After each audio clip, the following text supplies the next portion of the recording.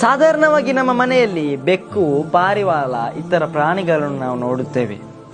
ಗೆಳೆಯರೇ, ಪ್ರಾಣಿಗಳೊಂದಿಗೆ ದಯ ತೋರಿರಿ.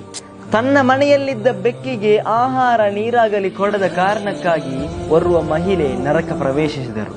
ಇದೇ ಸಂದರ್ಭದಲ್ಲಿ ಓರ್ವ ತನ್ನ ಚಪ್ಪಲಿನಿಂದ ಕೊಳದ ನೀರನ್ನು ನಾಯಿಗೆ ಕೊಟ್ಟ ಕಾರಣಕ್ಕಾಗಿ ಆತನು ಸ್ವರ್ಗ ಪ್ರವೇಶಿಸಿದರು.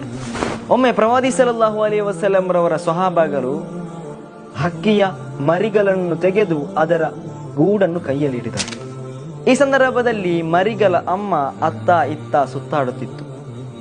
ಪ್ರವಾದಿ ಸಲ್ಲಲ್ಲಾಹು ಅಲೈಹಿ ವಸಲ್ಲಂ ರವರು ಅಲ್ಲಿಗೆ ಬಂದರು. ಈ ಒಂದು ಹಕ್ಕಿಯನ್ನು ಈ ತರ ಮಾಡಲು ಕಾರಣಕರ್ತರು ಯಾರು? ಆವಾಗ ಸ್ವಹಾಬಗಳು, ನಾವು ಯಾರ ರಸೂಲಲ್ಲಾಹ್.